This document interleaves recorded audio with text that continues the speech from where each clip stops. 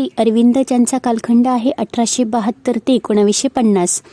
तर यांच्या जीवनवृत्तांतामध्ये असे बघता येईल की आधुनिक युगातील ते एक महायुगी व भारतीय अध्यात्म तत्त्वज्ञानाचे व्यासंगी व अभिनव भाष्यकार आणि लेखक म्हणून श्री अरविंद सुविख्यात आहेत. आणि पाश्चात्य संस्कृतीने अत्यंतिक प्रभावित झालेल्या त्यांच्या वडिलांनी अरविंदांना भारतीय संस्कृतीचा वाराही लागू नये म्हणून त्यांना बालपणापासूनच इंग्लंडमध्ये शिकायला ठेवले. ते ICH परीक्षा उत्तीर्ण झाले, परंतु अश्वारोहण चाचणीमध्ये यशस्वी न होऊ शकल्यामुळे अंतिम कसोटीमध्ये त्यांची निवड न होऊन त्यांना पुन्हा भारतात यावे लागले आणि परत आल्यावर ते बडोदे कॉलेजामध्ये प्राध्यापक म्हणून रुजू झाले. तेथे रुजू झाल्यानंतर याच वेळी ते स्वातंत्र्य चळवळीकडे आकर्षित झाले आणि त्यांनी तत्कालीन राजकारणाचा सूक्ष्म अभ्यास केला आणि लोकमान्य टिळक, बिपिनचंद्र पाल इत्यादी राजकीय नेते व अन्य क्रांतिकारांशी त्यांचा संबंध आला आणि नंतर त्यांनी वंदे मातरम या वृत्तपत्राचे संपादकत्व स्वीकारून त्यात इंग्रजी सत्तेविरुद्ध जहाल लेख लिहिले. त्यानंतर कलकत्ता येथे न्यू नॅशनल कॉलेजची स्थापना करून ते प्राचार्य झाले आणि त्याचवेळी क्रांतिकारकांनी केलेल्या इंग्रजी न्यायाधीशांच्या हत्येशी संबंधित असलेल्या आरोपावरून त्यांना अलीपूर येथे तुरुंगामध्ये स्थानबद्ध करण्यात आले होते आणि तेथूनच त्यांच्या जीवनामध्ये आमूलाग्र परिवर्तन घडून आले. आणि भारताच्या भूमीवर पाय ठेवल्यापासूनच त्यांनी भारतीय तत्त्वज्ञानातील वेद, उपनिषद, गीता व अन्य आध्यात्मिक ग्रंथांचा अभ्यास सुरू केला होता. आणि तत्कालीन योगमार्गातील एक अधिकारी श्री विष्णू भास्कर लेले यांच्या मार्गदर्शनाखाली त्यांनी योग साधनाही सुरू केली होती. आणि अलीपूर तुरुंगामध्ये असताना या योग साधनेला अधिक वेळ मिळाल्यामुळे त्यांनी त्याच बरीच प्रगती केली होती त्यामध्ये आणि त्यांना प्रत्यक्ष श्रीकृष्ण दर्शन झाले व आपल्या भावी जीवन कार्याचा स्पष्ट संकेत मिळाला. त्यानुसार त्यांनी शिक्षण व राजकारण इत्यादी सर्वांचा त्यांनी त्याग करून 1910 साली पांडिचेरी येथे प्रयाण केले आणि 1950 पर्यंत तेथेच त्यांचे कायम वास्तव्य होते. आणि पांडिचेरीला जाण्यापूर्वी त्यांचा विवाह झाला होता, परंतु लवकरच त्यांच्या पत्नीचे निधन झाल्यामुळे त्याही पाशातून ते मुक्त झाले होते आणि 40 वर्ष अखंड योग साधना करून ब्रह्म साक्षात्काराच्या पूर्णावस्थेपर्यंत ते पोहोचले. मग याच कालावधीमध्ये त्यांनी अनेक ग्रंथ लिहिले. त्यातील प्रमुख म्हणजे life divine, the secrets of the Vedas, essays on Gita, synthesis of yoga, the Upanishads, supramental manifestation on earth इत्यादी तत्त्वज्ञानपर त्यांनी ग्रंथ लिहिले. नंतर सावित्री हे महाकाव्य व इतर अनेक काव्य व नाटके त्याच्यामध्ये समावेश आहे. नंतर त्यांचं तत्त्वज्ञान बघूया की अरविंदांचे तत्त्वज्ञान हा केवळ त्यांचा व्यासंग व बुद्धी यांचा विलास नसून त्यांना योग साधनेमध्ये आलेल्या दिव्य अनुभूतींचा आविष्कार आहे. आणि त्यांचे तत्त्वज्ञान हे पांडित्यपूर्ण व तर्कनिष्ठ नसून तर अनुभवसिद्ध आहे. मग त्यामध्ये वेद, उपनिषद, गीता यांनी ते प्रतिपादन केलेल्या तत्त्वज्ञानाचेच ते भाष्यकार असले तरी त्यांच्या भाष्यामध्ये केवळ पूर्वसुरींच्या विचारांची पुनरावृत्ती नसून तर अनेक आध्यात्मिक सिद्धांतांचा त्यांनी नवीन अन्वयार्थ उलगडून दाखवला आहे, अर्थ उलगडून दाखवलेला आहे. त्यांच्या मते ब्रह्म हे अंतिम सत्य आहे, सर्व विश्वाचे मूळ कारण असून ते अविनाशी, अनंत व अमर्याद आहे. जीव, जगत व ईश्वर हे त्याचेच घटक असून ते अभिन्न आहेत आणि ब्रह्म हे सच्चिदानंद स्वरूप आहे. ते अनेक अंगांनी प्रकट होत असते आणि विश्व ही माया किंवा भास नसून ते ब्रह्माचेच जड स्वरूप आहे. ती विश्वचेतना आहे. मोक्षप्राप्ती म्हणजे ब्रह्मसाक्षात्कार किंवा सच्चिदानंदाची अनुभूती व हेच मानवी जीवनाचे अंतिम ध्येय होय, असे त्यांनी त्यांचे तत्त्वज्ञान मांडलेले होते. त्यानंतर ते म्हणतात की एकात्मयोग व आध्यात्मिक उत्क्रांती. आता एकात्मयोग व आध्यात्मिक उत्क्रांती या सिद्धांताच्या विवेचनातून अरविंदांनी आपले अभिनव व वैशिष्ट्यपूर्ण विचार प्रकट केलेले आहेत. त्यामध्ये ते म्हणतात त्यांच्या मते जीवाची जडावस्थेपासून तो अंतिम साक्षात्कारापर्यंतची विकास प्रक्रिया ही आध्यात्मिक उत्क्रांतीची स्पिरिच्युअल इव्होल्युशन प्रक्रिया होय. मग आता जीव ज्या अनेक शारीरिक व मानसिक अवस्थांतून जातो त्याचा क्रमवार त्यांनी निर्देश केला आहे की जड शरीर, मॅटर, फिजिकल बॉडी, मग प्राण, लाईफ, व्हायटॅलिटी, मग मन, माइंड, श्रेष्ठ मन, हायर माइंड, उद्भासित मन, इल्युमाइंड माइंड, साक्षीभूत मन, इंट्युइटिव्ह माइंड, अधिमानस, ओव्हर माइंड, अतिमानस, सुपर माइंड अशा त्यांनी अवस्था, ह्या 8 अवस्था ज्या अनुभवल्या त्या त्यांनी आपल्याला सांगितलेल्या आहेत. मग प्रत्येक जीवाच्या ठिकाणी आध्यात्मिक चेतना जी आहे ती सुप्त स्वरूपामध्ये असते आणि ती साधनेद्वारा क्रमाक्रमाने विकसित होते. म्हणजे चेतना ही प्रत्येकाच्या शरीरामध्ये सुप्त अवस्थेमध्ये असतेच, परंतु आपण ती साधनेद्वारेच क्रमाक्रमाने ती उत्क्रांत होऊन माणसाच्या ही शेवटच्या टप्प्यापर्यंत पोहोचू शकते व या मानसिक अवस्था एकमेकींपासून भिन्न नसून त्या उत्क्रांतीच्या पायऱ्या आहेत आणि प्रत्येक पायरी ही आवश्यक व दुसरीशी संबंधित असून ती एकीतून दुसरीची परिणती होत असते आणि म्हणूनच त्यांचे स्वरूप जे एकात्म आहे त्या विकास प्रक्रियेला अरविंदांनी इंटिग्रल योगा असं म्हटलेलं आहे आणि ते म्हणतात की integral yoga is the way of complete God realisation, a complete self realisation, a complete fulfilment of our being and consciousness, a complete transformation of our nature.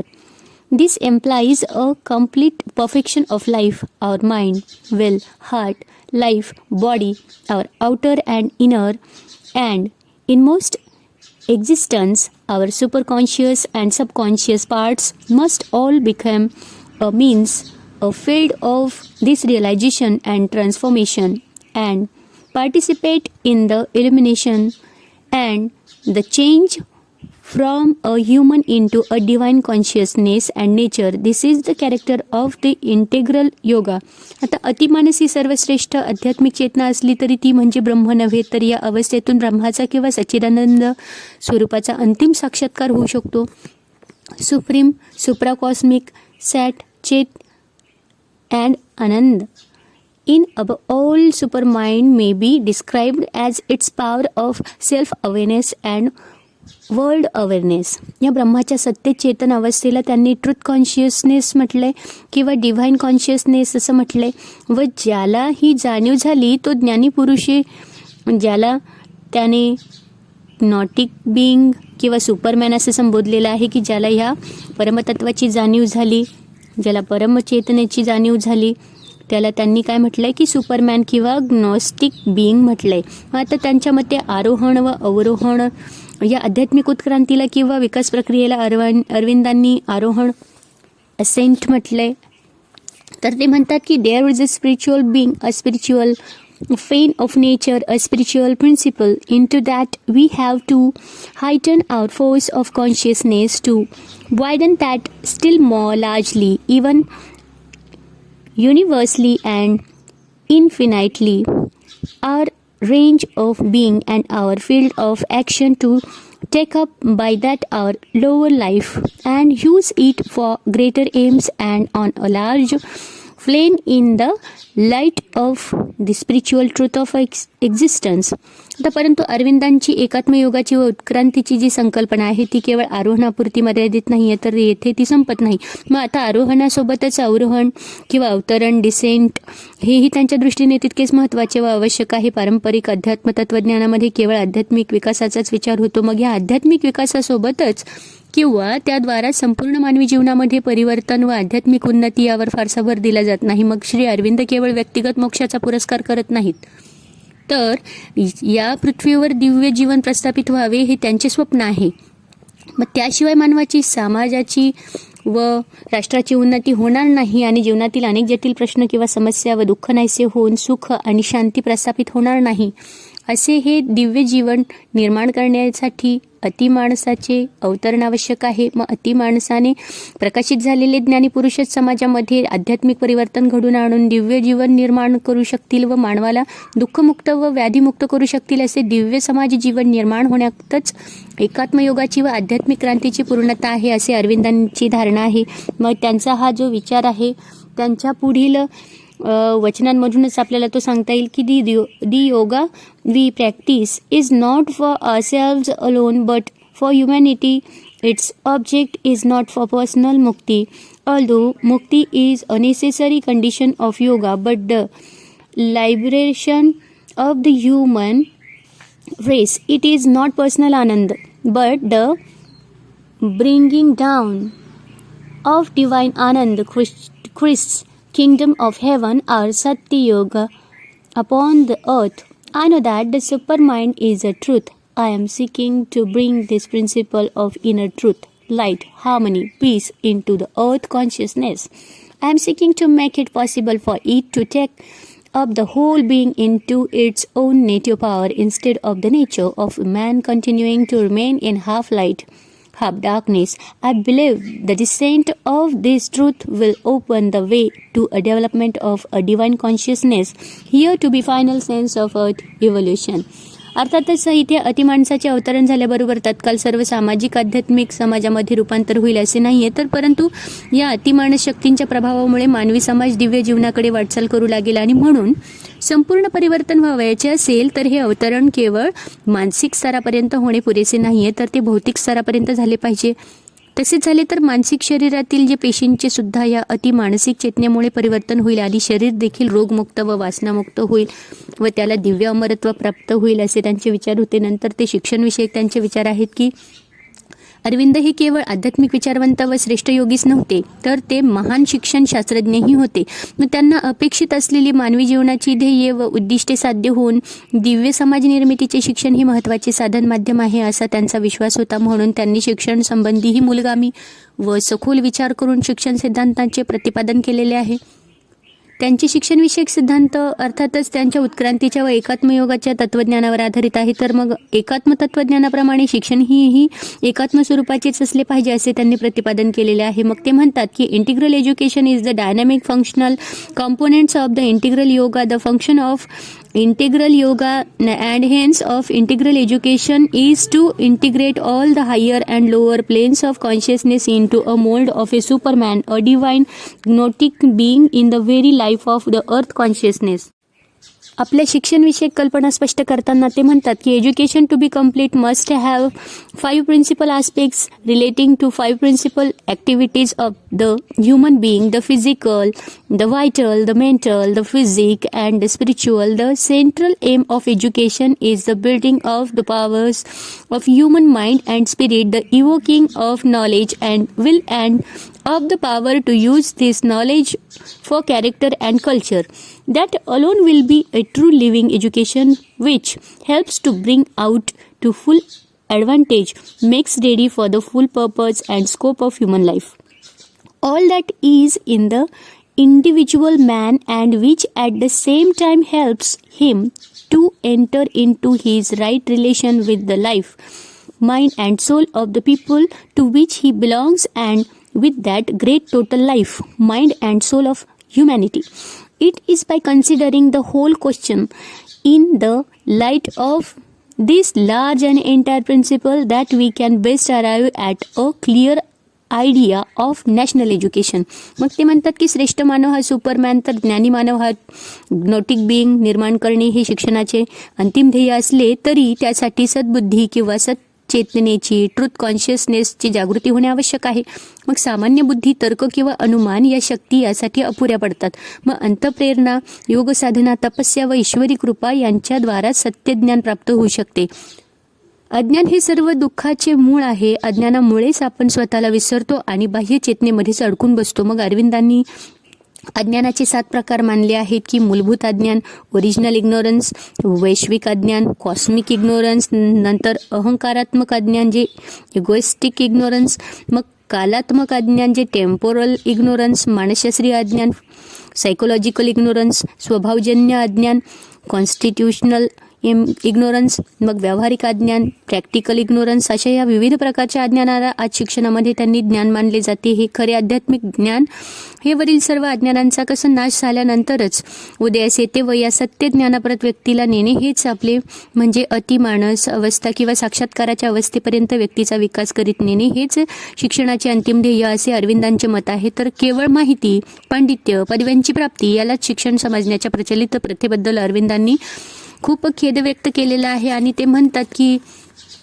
The greatest mistake is to make an accumulation of factual knowledge, that is erudition and crowning end of education. This error distorts the whole process of education itself.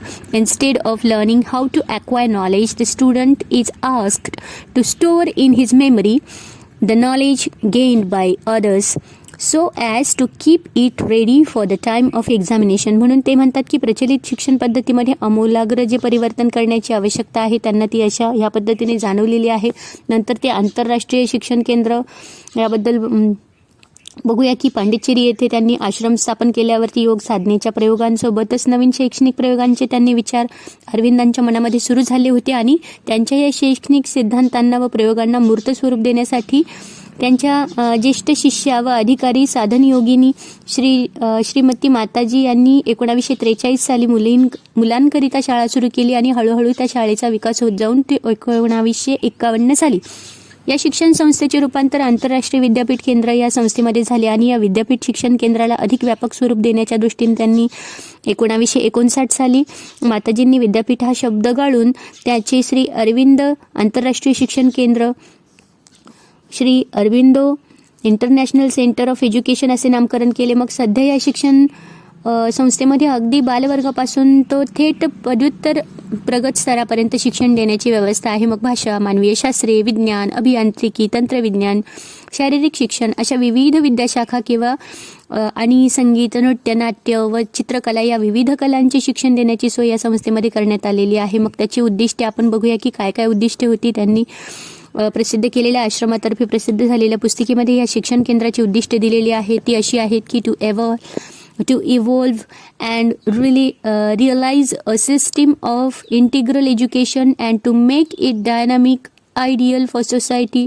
दुसरं उद्दिष्ट आहे to organize an environment and an atmosphere affording inspiration and facilities for the exercise and development of the 5 essential aspects of personality: the physical, the mental, the vital, the psychic and the spiritual.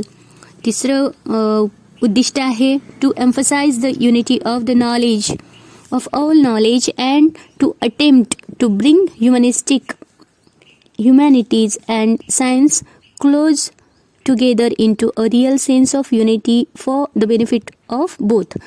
चौथं उद्दिष्ट आहे की to develop the sense of oneness of mankind and the international collaboration. पाचवं उद्दिष्ट आहे की to discover and prepare for the role that India has to play in the formation of the new international harmony. असं प्रत्येक विद्यार्थ्याने आपल्या सर्वसामान्य तसेच व्यक्तिविशिष्ट जीवनध्येयांचा शोध घ्यावा व त्यानुसार शारीरिक, मानसिक, बौद्धिक व आध्यात्मिक या सर्वांगीण विकास स्वयंप्रेरणेने व स्वयंप्रयत्नाने घडून आणावा. ही भूमिका समोर ठेवून विद्यार्थ्यांना रूढ पद्धतीने न शिकविता त्यांना विकासाच्या सगळ्या संधी व सोयी उपलब्ध करून देणे या संस्थेतील शिक्षणाबाबतचा दृष्टिकोन आहे. आंतरराष्ट्रीय या नावाप्रमाणेच या संस्थेमध्ये सगळ्या प्रदेशांच्या आणि देशांच्या संस्कृतींचा परिचय करून दिला जातो. अत्यंत समृद्ध ग्रंथालय आहे, भव्य क्रीडांगण, स्टेडियम, सर्व प्रकारच्या खेळांची साधन सामग्री, व्यायामशाळा, जलतरण व्यवस्था, नंतर विविध प्रकारची कलादालने या इत्यादी सर्व व्यवस्था संस्थेमध्ये उपलब्ध आहेत. आणि या संस्थेमध्ये परीक्षा नाही व पदव्या दिल्या जात नाही, फक्त विकासावर लक्ष केंद्रित केलेलं आहे. नंतर मुक्त विकास पद्धती आहे. या संस्थेतील शिक्षण प्रक्रियेचे महत्त्वाचे व लक्षणीय वैशिष्ट्य म्हणजे तेथे अवलंबलेली मुक्त विकास पद्धती म्हणजे फ्री प्रोग्रेस सिस्टीम. अरविंदांच्या मते शिक्षण ही एक स्वयंस्फूर्त व स्वाभाविक प्रक्रिया आहे आणि प्रत्येक व्यक्ती स्वतः शिकत असते, कोणी कुणाला शिकवत नाही, शिकू शकत नाही. ते म्हणतात the first principle of teaching is that nothing can be taught. ते पुढे म्हणतात की the business of the both present and parents and teachers is to enable and help the child to educate himself, to develop his own intellectual, moral, aesthetic and practical capacity and to grow freely, to help him to find his deeper self or the real psychic entity within. या मुक्त विकास पद्धतीचे स्वरूप त्यांनी त्यांच्या माताजींच्या शब्दामध्ये पुढे दिले आहे की त्या म्हणतात की it is free because it is not impose on any individual. It is free because it encourages each one to break the limitations of the past and to open and exploration of new future possibilities. Free progress is progress guided by soul and not enslaved by habits, conventions and preconceived ideas. प्रत्येक विद्यार्थ्याला आपल्या सुप्त शक्तीचा शोध घेण्यास प्रवृत्त करणे, अंतर्मुख होऊन आत्मचेतना जागृत करण्यास प्रेरित करणे व त्याद्वारा संपूर्ण व्यक्तिमत्वामध्ये सर्व स्तरावरती परिवर्तन घडून आणणे हे मुक्त विकास पद्धतीतील मूलतत्व आणि व्यक्तिगत भिन्नतेच्या तत्वानुसार प्रत्येकाच्या सुप्त शक्ती भिन्न भिन्न असणार आहेत. मग त्यामुळे प्रत्येकाच्या विकासाची गती, उंची व स्वरूप हेही भिन्न भिन्न राहणार आहे. मग सगळ्यांसाठी समान मानक निश्चित करणे हे योग्य नव्हे, तर मग याची जाणीव ही आपल्याला वेगवेगळ्या पद्धतीतून होतच असते. मग त्या पद्धती, त्याची काही वैशिष्ट्ये बघूया. ती प्रत्येक विद्यार्थ्याच्या गरजा, समस्या नीट समजून घेऊन त्याला व्यक्तिगत मार्गदर्शन केले जाते. नंतर व्यक्तिगत कार्य, अभ्यास व स्वाध्याय यावर विशेष भर दिला जातो. त्यानंतर कोणत्याही विषयाचा अभ्यास सक्तीचा नसतो. प्रत्येक विद्यार्थी आपल्या आवडीनिवडीनुसार विषय व त्यातील विषयास त्याचा अभ्यास करू शकतो. शिक्षक प्रत्यक्ष शिकवित नसले तरी त्यांचे मार्गदर्शन सतत मिळत असते आणि विषय व विषयांनुसार आवश्यक व योग्य अशा वेगवेगळ्या पद्धतींचा वापर केला जातो. उदाहरणार्थ व्याख्यान पद्धती, प्रश्नोत्तर, चर्चा, शिक्षक व विद्यार्थी यांच्यामध्ये चर्चा, विद्यार्थ्यांमध्ये आपापसात चर्चा, प्रकल्प, प्रयोग अशा पद्धती अवलंबल्या जातात. त्यानंतर विषय कोणताही असो, त्यांचा अभ्यास करताना त्यातील मूल सिद्धांतांचा शोध घेऊन सर्व विषयांतून प्राप्त होणाऱ्या ज्ञानामध्ये मूलतः एकात्मता कशी आहे हे विद्यार्थ्यांच्या निदर्शनास आणण्यावरती विशेष भर दिला जातो. अध्यात्म व योग यांच्या दृष्टिकोनातून विचार करता सगळे ज्ञान एकात्म स्वरूपाचे असून सत्याचीच ती विविध प्रकारची अभिव्यक्ती आहे. हाच दृष्टिकोन विद्यार्थ्यांच्या मनावरती ठसवण्याचा प्रयत्न केला जातो आणि कारण सगळ्या शिक्षणाला अध्यात्माचे योग दृष्टीनेच अधिष्ठान आहे. या संदर्भामध्ये अरविंद म्हणतात की the yogins aim in the sciences that make for knowledge should be to discover and understand the workings of the divine consciousness in man and creatures and things and forces, her creative significances, her execution of the mysterious, the symbols in which she arranges the manifestation. The yogins aim in the practical sciences, whether mental and physical or occult and physic, should be to enter into the ways of the divine and his processes, to know the material and means for the work given to us, so that we may use that knowledge for a conscious, the faultless expressions of the spirit's mastery, joy and self-fulfillment. The yogins aim in the art should not be a mere aesthetic, mental or vital gratification, but seeing the divine everywhere, worshipping it with a revelation of the meaning of its works, to express that what divine in gods and men and creatures and objects. The theory that sees an intimate connection between religious aspiration and truest and greatest art is in sense right, but we must substitute for the mixed and doubtful religious motive a spiritual aspiration, vision, interpreting experience. आता ज्ञानाच्या व्याप्तीपेक्षा अध्यात्म क्षमतेचा विकास, आत्मविश्वास, सूक्ष्म बुद्धिमत्ता व अंतर्दृष्टी यांच्या विकासाला अधिक महत्त्व दिलेले आहे. मग पूर्व प्राथमिक, माध्यमिक, उच्च माध्यमिक व उच्च शिक्षण या विविध स्तरावरती अभ्यासक्रमाचे स्वरूप व त्यांची उद्दिष्टे ही वेगवेगळी असली तरी त्या सर्व अभ्यासक्रमातून सर्व स्तरावर विद्यार्थ्यांमध्ये आध्यात्मिक चेतना जागृत करण्यासाठी विशेषत्वाने प्रयत्न केला जातो आणि त्यासाठी योगाभ्यास हा त्यांच्या दैनंदिन कार्यक्रमातील एक महत्त्वाचा भाग असतो. त्यांच्या मते आता शिक्षक असा या शिक्षण संस्थेतील शिक्षकांची ही योग्यता किती श्रेष्ठ दर्जाची असणे आवश्यक आहे हे सांगण्याची गरजच नाही की माताजींच्या मते one must be a great yogi to be a good teacher. Auroville म्हणतात, अरविंदांच्या शैक्षणिक संकल्पनांना साकार करण्यासाठी माताजींनी सुरू केलेला एक नवा प्रयोग म्हणजे ऑरोविल्ले. या शिक्षण केंद्राची स्थापना ते स्थान पंडिचेरीपासून 5 मैलावरती आहे. तर 1962 साली म्हणजे आपल्या 90व्या वाढदिवशी 120 देशांतील बालकांच्या हस्ते एका कमलपात्रामध्ये मुठमुठ मृत्तिका टाकून या केंद्राचा प्रारंभ करण्यात आला आणि 21व्या शतकातील मानव निर्मितीसाठी सुरू करण्यात आलेल्या या संस्थेचा जाहीरनामा असा होता की Auroville belongs to nobody in particular. Auroville belongs to humanity as a whole, but to live in Auroville one must be a willing servitor of the divine consciousness. Auroville will be the place of an unending education of constant progress and a youth that never ages. Auroville wants to be the bridge between the past and future, taking advantage of all discoveries from without and from within, Auroville will boldly spring towards future realization. Auroville will be a site of material and spiritual researches for a living embodiment of an actual human unity. Auroville या शब्दाचा अर्थ त्यांनी the city of spiritual dawn असे अध्यात्म उदयाचे जागृतीचे नगर असा आहे. या शिक्षण केंद्रातून दिव्य मानवी जीवनाचा सूर्योदय होऊन त्याने सर्व विश्व प्रकाशित व्हावे ही माताजींची म्हणजेच अरविंदांची अपेक्षा आहे. मग अरविंदांच्या या शैक्षणिक विचारांमध्ये आणि प्रयोगांमध्ये प्राचीन भारतीय सांस्कृतिक मूल्ये, आधुनिक श्रेष्ठ जीवनमूल्ये व भविष्यकालीन आवश्यक व उपयुक्त अशी जीवनमूल्ये यांचा त्रिवेणी संगम झालेला आढळून येतो. आणि त्यांच्या या शैक्षणिक विचारांचा सर्वत्र स्वीकार होऊन त्यांची अंमलबजावणी झाली तर मानवाचा आध्यात्मिक विकास होऊन समाज दिव्य आनंदाने भरून जाईल आणि भारतातच नव्हे तर अखिल विश्वात सुख व शांती प्रस्थापित होईल. यात काही आपल्याला शंकाच वाटत नाही आहे. तर अशा प्रकारे अरविंदांनी शिक्षणविषयक, जीवनविषयक, शिक्षकाविषयक आणि आंतरराष्ट्रीय शिक्षण केंद्र, मुक्ती विकास पद्धती अशा या सगळ्या गोष्टींचा इथे शिक्षणविषयक विचार, नंतर ज्ञानप्राप्तीच्या स्टेजेस, एकात्मयोग व आध्यात्मिक उत्क्रांती, आरोहण अवरोहण, नंतर शैक्षणिक तत्त्वज्ञान व जीवन वृत्तांत ही आपण सर्व माहिती बघितली आहे.